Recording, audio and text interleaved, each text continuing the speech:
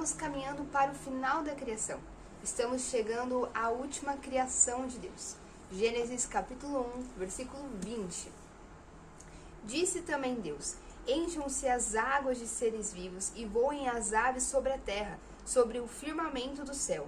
Assim Deus criou os grandes animais aquáticos e os demais seres vivos que povoam as águas, de acordo com as suas espécies, e todas as aves, de acordo com as suas espécies. E Deus viu que ficou bom.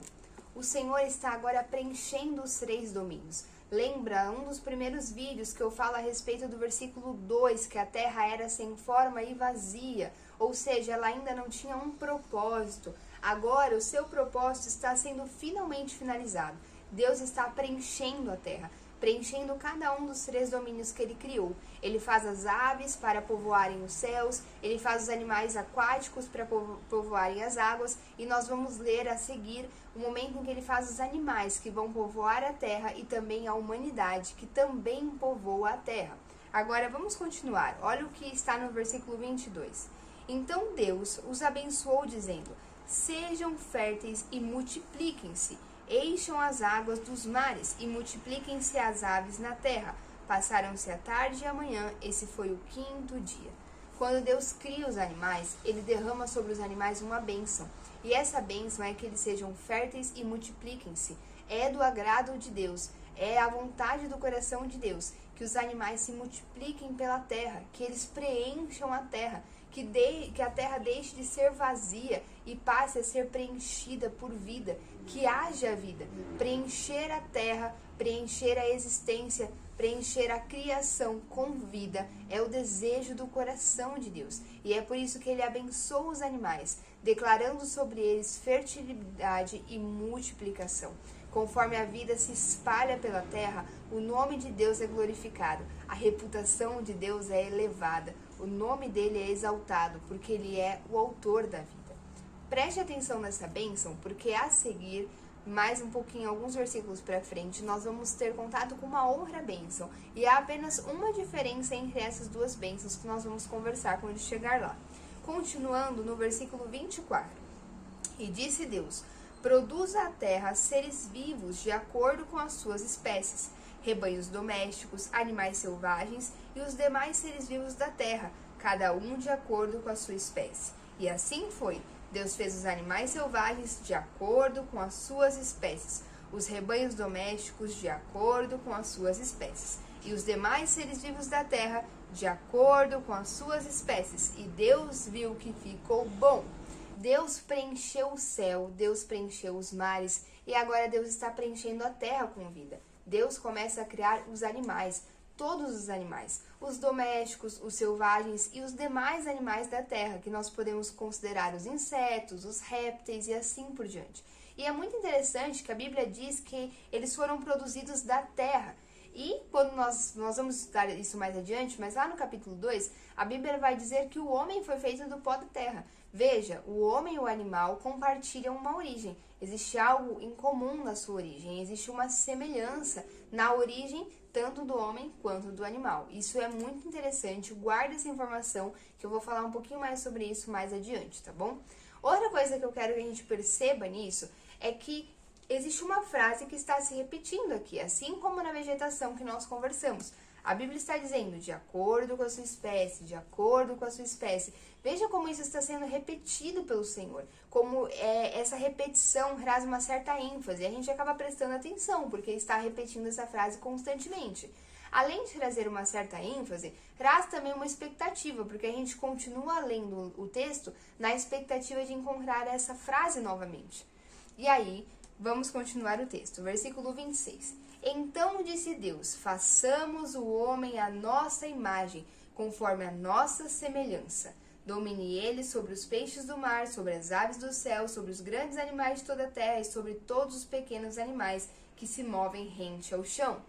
Veja, nós lemos que Deus agora criou o homem, ele fez o homem. E a gente fica na expectativa de ler a frase conforme a sua espécie. Mas nós não lemos isso. O que nós lemos, o que nós temos é uma quebra de expectativa. E essa quebra de expectativa é um artifício para chamar nossa atenção para isso. Deus está dizendo, veja, eu criei os animais conforme a espécie de cada um deles. Agora vocês eu criei conforme a minha imagem, conforme a minha semelhança. Gente, isso é maravilhoso. A Bíblia está nos dizendo que os animais compartilham um pacote de características que fazem sentido com a sua espécie. Então, toda espécie tem um conjunto de características em comum. E todos os animais que pertencem a essa espécie compartilham essas características base que vão ser iguais para todos eles. Agora, quando se trata do homem, quando se trata da humanidade, a humanidade compartilha um pacotinho de características que não é conforme a sua espécie, mas é conforme o seu Criador.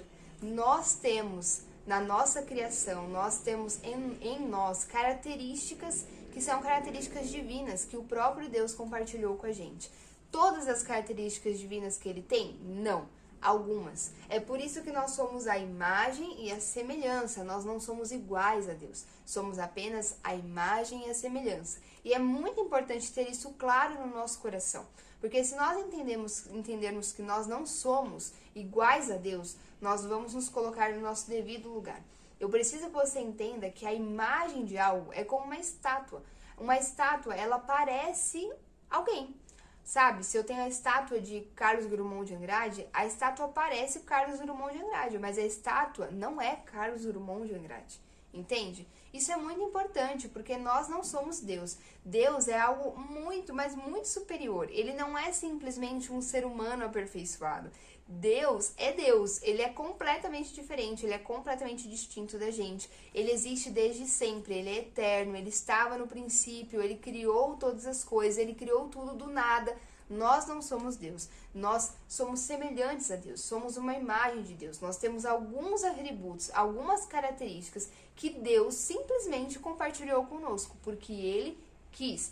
Vou dar o exemplo de alguns atributos. Nós temos uma capacidade criativa. Igual a de Deus? Não, porque Deus cria as coisas do nada. Nós pegamos o que existe e então a partir do que existe nós criamos. Nós combinamos as coisas, reorganizamos e assim criamos outros elementos. Mas nós não criamos do zero, nós não criamos do nada.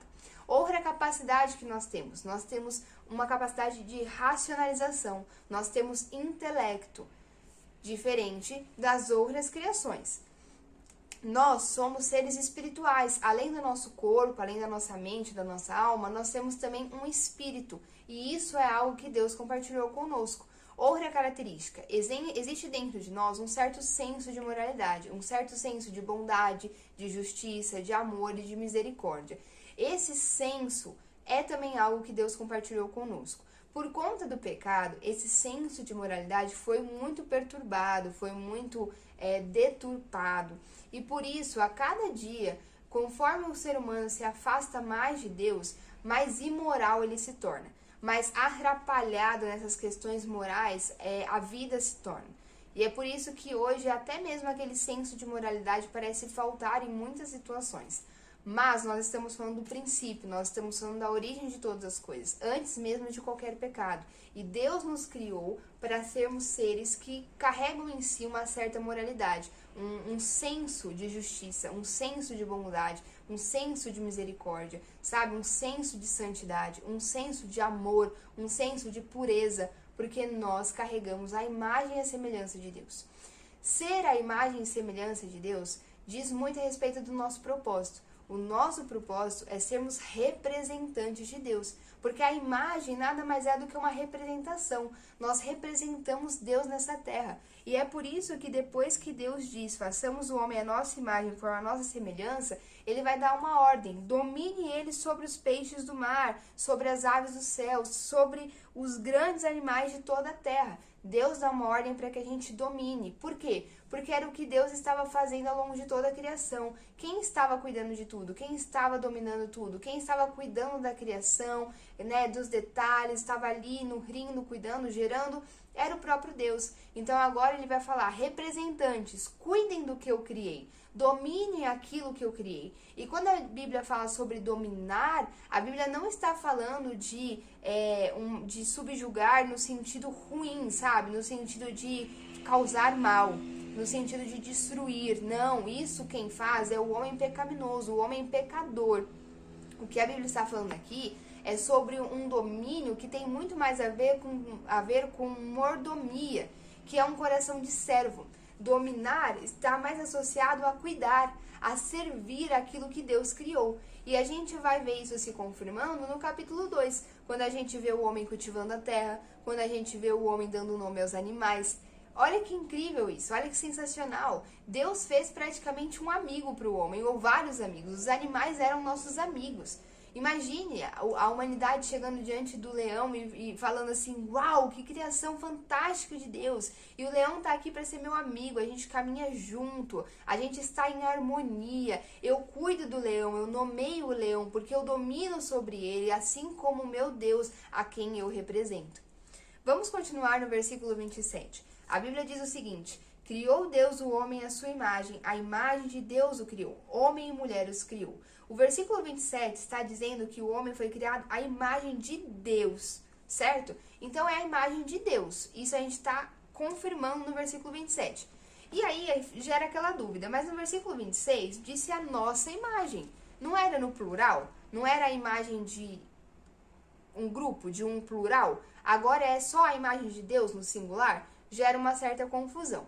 Quero te ajudar em relação a isso. Esse nossa imagem, conforme a nossa semelhança, diz respeito à trindade, porque nós somos a imagem de Deus, é o que o versículo 27 diz. Só que Deus, ele é triuno, são três em um só. Deus é Deus Pai, Deus Filho, Deus Espírito Santo. Então nós fomos criados à imagem de Deus Pai, Deus Filho, Deus Espírito Santo. É por isso que está dizendo, façamos o homem à nossa imagem, conforme a nossa semelhança. Vamos continuar. Olha o que o versículo 28 diz. Lembra que eu falei a segunda bênção que vai aparecer nesse texto? Deus os abençoou e lhes disse: sejam férteis e multipliquem-se, encham e subjuguem a terra, dominem sobre os peixes do mar, sobre as aves do céu e sobre todos os animais que se movem pela terra. Deus abençoa o homem. E dentro da bênção que Deus derrama sobre o homem, existem dois aspectos. Lembra que para os animais, a bênção é sejam férteis e multipliquem-se. Para o homem é sejam férteis, multipliquem-se e subjuguem a terra, dominem a terra, cuidem daquilo que eu criei para vocês. Eu já falei bastante a respeito disso. Agora eu quero falar sobre a questão do ser fértil e se multiplicar. Deus deseja que nós tenhamos filhos. Deus deseja que a gente se multiplique.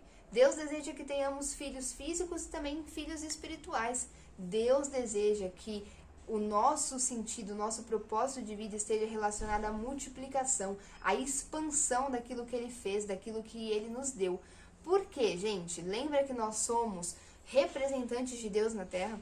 É por isso que Deus deseja que a gente se multiplique. Porque à medida que nós nos multiplicamos, à medida que nós temos filhos, nós estamos trazendo para essa terra mais representantes de Deus, e isso é maravilhoso. São vários representantes de Deus espalhados pela terra, e isso glorifica o nome de Deus. Por isso é do desejo de Deus que nós tenhamos filhos. Não é só do desejo de Deus, como Deus diz que isso é uma bênção. E se Ele diz que isso é uma bênção, é porque é. E nós vivemos numa fase, numa época em que o inimigo tem trabalhado muito isso na vida das pessoas, contrário à vontade de Deus, sabe? Sussurrando nos ouvidos das pessoas que ter filhos não é bênção, é maldição. Que ter filhos é um problema, uma dificuldade. Que nós não podemos ter filhos, não podemos ter mais filhos, porque não temos recursos financeiros para isso. Porque nós não vamos conseguir dar uma boa vida para eles. Porque o mundo já está muito corrompido, então que tipo de ensinamento nós vamos dar para esses filhos? Nós vamos trazer eles para cá para sofrer? E nós vamos sofrer? Faz sentido eu ter um filho e começar a ter uma vida mais difícil, porque aí eu não durmo direito, porque aí eu preciso sacrificar os meus desejos, porque aí eu não vivo só para mim, para as minhas vontades, mas eu vivo por alguém, para alguém, sabe? Faz sentido? É isso que o inimigo começa a sussurrar nos nossos ouvidos. E eu sei, porque eu mesma pensava assim durante muito tempo. Eu tinha muito medo de ter um filho, porque eu pensava assim, ter um filho significa que eu não vou conseguir mais me dedicar para minha carreira, significa que eu não vou conseguir ter sucesso profissional, significa que os meus dias vão ser muito corridos, vai ser muito trabalhoso, eu não vou poder viver só para minha vontade, eu vou ter que viver para o meu filho, significa que eu não vou dormir bem por várias noites, por um longo período de tempo, significa que eu vou ter que me sacrificar em diversas circunstâncias e principalmente corro o risco de não dar uma boa vida para esse filho. E eu pensei assim durante tanto tempo, até que Deus me permitiu engravidar logo no primeiro ano de casada. E o medo e o desespero vieram sobre mim. E nessa fase eu orei muito, meditei muito e descobri como eu era egoísta, sabe? Como eu era orgulhosa, como eu só pensava em mim. É bem verdade quando a Bíblia diz que um filho salva uma mãe. Salva porque revela coisas horrendas a respeito da nossa natureza pecaminosa. E uma vez que revela isso, me dá a chance de me arrepender diante de Deus, de receber o perdão dele e então mudar e me tornar nova criatura naquela área da minha vida. Foi isso que o meu filho fez com a minha vida. É isso que o Davi tem acrescentado tanto a mim, sabe? Tem me permitido me sacrificar e aprender o que é amar de verdade, me tornar menos egoísta, menos orgulhosa e descobrir o quão maravilhoso é ter um filho, o quão maravilhoso é cuidar de alguém que é a imagem de Deus, é cuidar de alguém que é o representante de Deus e colocar nessa terra mais um representante do Senhor que eu creio, que eu amo e que eu desejo viver a eternidade aos pés dele. Sabe, outra coisa que pode estar acontecendo talvez não sejam desejos egoístas, mas um medo em relação à questão financeira. E eu sei que vai parecer muito duro o que eu vou te falar, mas se você deixa de ter filhos por conta da sua condição financeira, por conta da sua conta bancária, significa que você serve ao dinheiro. Significa que o dinheiro é o Deus da sua vida. Significa que é o dinheiro que dita o que você pode ou o que você não pode fazer. E eu sei que isso parece ser a verdade, parece que realmente é assim, é o dinheiro que dita o que eu posso ou não posso fazer. Mas isso é uma mentira que Satanás quer que você acredite o tempo todo. Você é a imagem e semelhança de Deus. E Deus deseja que você se multiplique, Deus deseja que você tenha filhos. E Ele é o seu provedor, não a sua conta bancária. Ele é o seu Deus, não a sua conta bancária. Não permita que a sua conta bancária decida se você vai ter filhos ou não. Versículo 29. Disse Deus: Eis que lhes dou todas as plantas que nascem em toda a terra e produzem sementes, e todas as árvores que dão frutos com sementes. Elas servirão de alimento para vocês. E dou todos os vegetais como alimento a tudo que tem em si fôlego de vida, a todos os grandes animais da terra, a todas as aves do céu e a todas as criaturas que se movem rente ao chão. E assim foi. E Deus viu tudo o que havia feito, e tudo havia ficado muito bom. Passaram-se a tarde e a manhã, esse foi o sexto dia. Vejam, Deus deu ao homem o alimento que ele precisava, e esse alimento estava na vegetação. Ele deu o fruto, ele deu os vegetais, ele deu as plantas, e ele deu também aos animais. Não tinha essa questão de animais carnívoros, os animais não se alimentavam de outros animais, e o ser humano também não se alimentava da carne do animal, porque no início não existia pecado, e portanto não existia morte. Deus fez a vegetação para que fosse o alimento da humanidade e que fosse o alimento dos seres vivos dessa terra. Veja, Deus não permitiu nesse começo que nós comêssemos os animais. Deus nos fez do pó da terra assim como os animais, e Deus criou o animal no sexto dia, assim como também nos criou no sexto dia. Os animais foram feitos para ter uma relação muito harmônica com o homem. Era para que nós fôssemos amigos, sabe? Praticamente isso. É por isso que existem tantos salmos que falam que nos céus nós vamos brincar com os animais, nós vamos ter uma relação harmônica, uma relação restaurada, sem pecado. Porque o pecado foi o que corrompeu, sabe? Foi o que rompeu essa relação harmônica que existia entre o homem e os animais. Isso é muito especial. Então nós precisamos também falar a respeito disso, sabe? Precisamos meditar nisso. Será que nós tratamos a natureza, tratamos os animais como agrada o coração de Deus?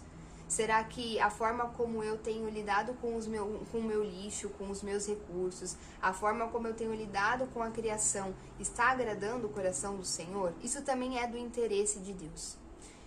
E principalmente, a forma como eu trato o meu próximo é do agrado de Deus? Porque o meu próximo é a imagem e semelhança dele. É por isso que eu preciso amar o meu próximo como a mim mesmo. Porque o meu próximo é um representante de Deus. E se eu não sou capaz de amar o representante de Deus, eu também não sou capaz de amar o Deus que está sendo representado.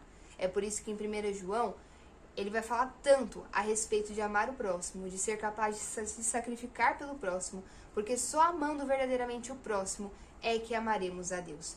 Portanto, não seja preconceituoso, não seja racista, não desrespeite ninguém que você julga inferior a você. Não trate ninguém de forma diferente por conta do status social, por conta da conta bancária, por conta da cor, da etnia, da cultura, por nada.